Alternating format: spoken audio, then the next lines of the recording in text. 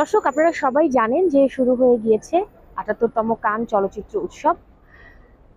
বিশ্ব চলচ্চিত্রের অন্যতম মর্যাদাকর এই আসরের উদ্বোধন হয় গতকাল ১৩ মে বাংলাদেশ সময় ঠিক রাত ১০টা ১৫-র দিকে, এবং ফ্রান্সের সময়টা ছিল তখন সন্ধ্যা ৭টা ১৫।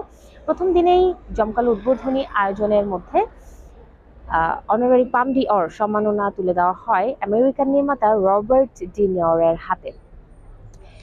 আজকের দ্বিতীয় দিনেও নানা আয়োজন আছে। সেই জায়গাতে বিশেষ কি আছে সেটা যদি আমি আপনাদেরকে জানাতে চাই, বলতে হবে যে বাংলাদেশের একটা অংশগ্রহণ আছে।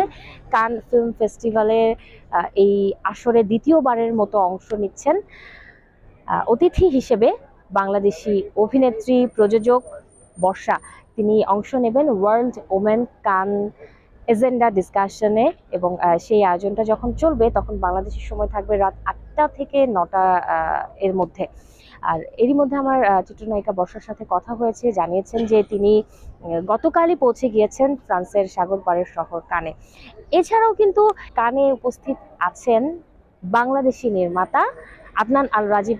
আপনারা সবাই জানেন, এবং আমিও আগে বারবার আপনাদের জানানোর চেষ্টা করেছি যে তিনি তার স্বল্প দৈর্ঘ্য সিনেমা আলী নিয়ে এবারে হাজির হয়েছেন, এবং এবারই কিন্তু প্রথম এই সিনেমাটি দিয়ে প্রথম বাংলাদেশি কোনো সিনেমা মূল প্রতিযোগিতা বিভাগে লড়ছে।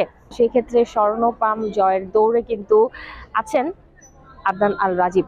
তো এটা যেমন একটা সুখবর, এছাড়াও আরো একটা খবর আছে যে বাংলাদেশে আরেকটা সিনেমা কিন্তু অংশ নিচ্ছে এই কান চলচ্চিত্র উৎসবে ৭৮তম আসরে।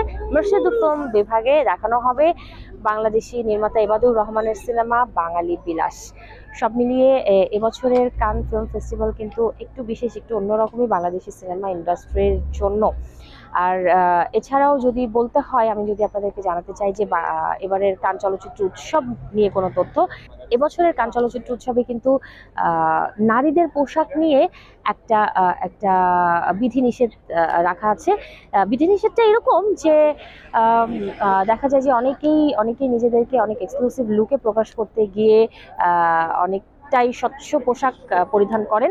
সেই জায়গাতে একটা নিষেধাজ্ঞা দিয়ে যেন পোশাকটা দৃষ্টিকটু না হয়, সেই বিষয়টা উল্লেখ করা আছে কান ফিল্ম ফেস্টিভ্যালের এবারের আসরের নিয়ম নীতিতে। যেন লাল গালিচায় শালীনতা বজায় রেখে পোশাক পরে সবাই, বা শালীনতা বললে ভুল হবে, মানে এমন কোনো পোশাক যেন না পরে যেটাতে অন্যদের অসুবিধা হয়। দেখা গিয়েছে অনেকে অনেক একটু স্টাইল করতে গিয়ে বা একটু নিজেকে ফ্যাশনেবল লুকে প্রেজেন্ট করতে গিয়ে অনেক লম্বা কাপড় বিস্তৃত পোশাক পরে, যেটাতে অন্য সাধারণ মানুষের চলাচলে অসুবিধা হয়। সো অন্যের অসুবিধা হয় এমন কোনো পোশাক পরা যাবে না, এমন একটা বিধিনিষেধ আছে এবারের কান চলচ্চিত্র উৎসবের নিয়ম নীতিমালায়। তো আজকের দ্বিতীয় দিনের এই তথ্যগুলোই আমি আপনাদেরকে জানানোর চেষ্টা করছিলাম। কান চলচ্চিত্র উৎসব চলবে ১৩ মে থেকে শুরু হওয়া এই উৎসবটি চলবে ২৪ মে পর্যন্ত। প্রতিদিনের খবরই আমি আপনাদেরকে পর্যায়ক্রমে জানানোর চেষ্টা করব। শাহরিন জেবিন, চ্যানেল 24।